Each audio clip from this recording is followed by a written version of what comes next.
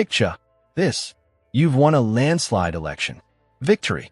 You've got a massive parliamentary majority. You're the Prime Minister of the United Kingdom.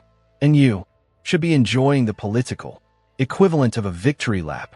Instead, barely 18 months into your tenure, one of Britain's most respected political broadcasters goes on national radio and essentially says your authority is shot to hell and compares you to an abandoned ship floating on a sea of discontent, close to anarchy. That's not just a bad day at the office. That a political evisceration.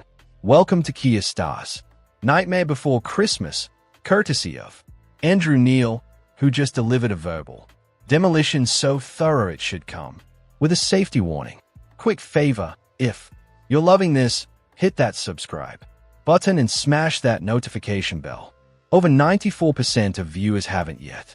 It's free, takes a second, and means the world to us. Cheers if you did. Now, back to the show.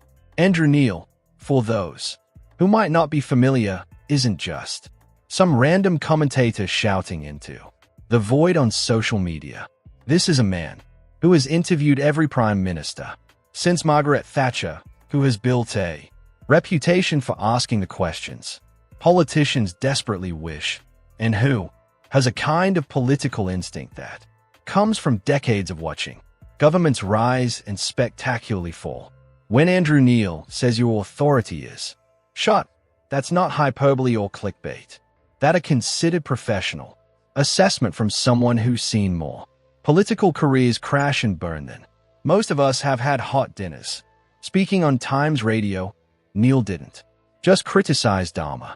He systematically dismantled the Prime Minister's position with the precision of surgeon and the enthusiasm of someone who genuinely cannot believe what they are witnessing.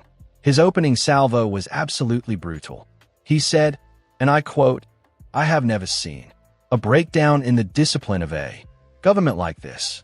Never.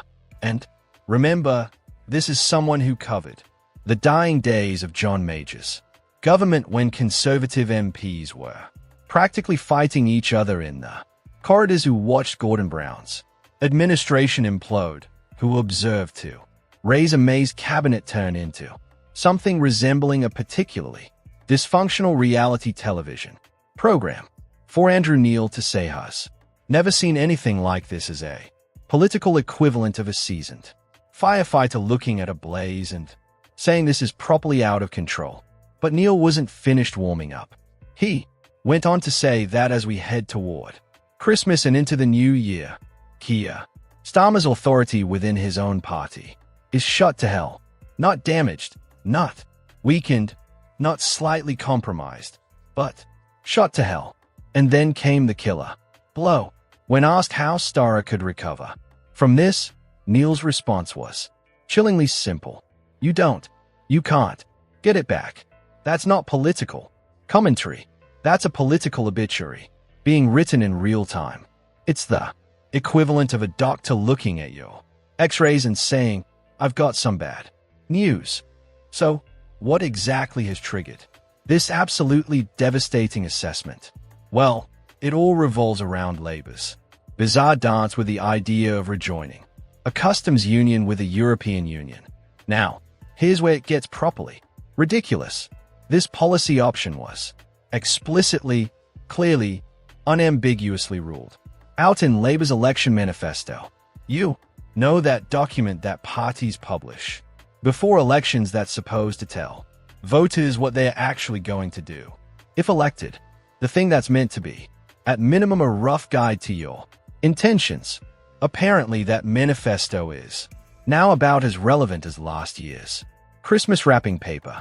Keir Starmer himself has said on the record, not once, but twice this month, that Labour is not pursuing a customs union with the EU. Twice in the same month. You'd think that would be fairly definitive, wouldn't you? The Prime Minister has spoken.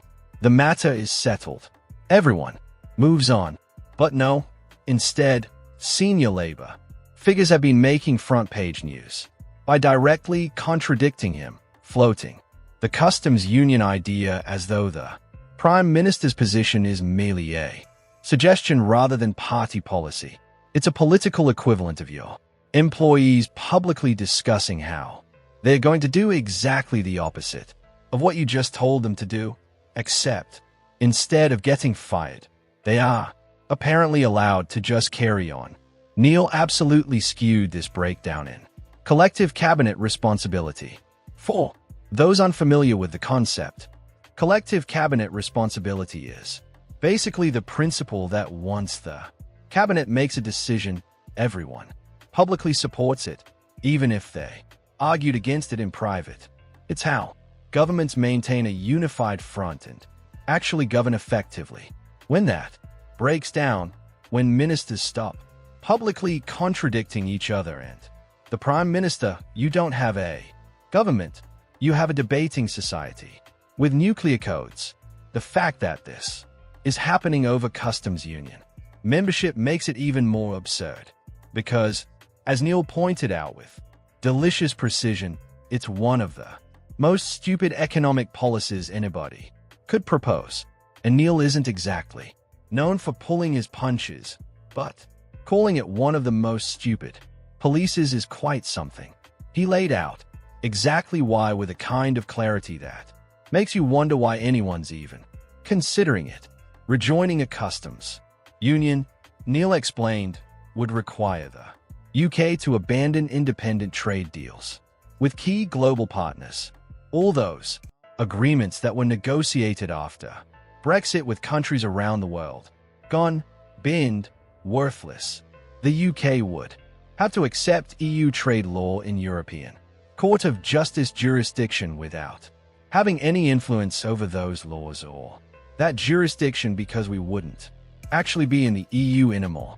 It's all the constraints of EU membership without any of the benefits or the ability to shape policy. It's like agreeing to follow all your exarchni's rules for how you live your life, except you're not even together in them all, and they won't listen to anything you have to say about those rules. And after accepting all of that, after giving up independent trade policy and submitting to EU legal jurisdiction, what's the economic benefit? According to Neil, close to zero. Close to zero. Imagine telling someone, give up your autonomy, follow rules you can't influence, abandon agreements you've already made, and in return, you'll get basically nothing. It's possibly the worst trade deal in the history of trade deals, and that's including whatever Brexit was supposed to be. Neil contrasted this ridiculous halfway house with the option of actually fully rejoining the European Union. Now Neil's not advocating for that, but his point is brilliant. He said if Labour wants to rejoin the EU, they should say so openly, have that debate honestly with the British public, and put it back to the people. At least, that would be a coherent position. At least you could have an honest national conversation about whether Brexit was a mistake and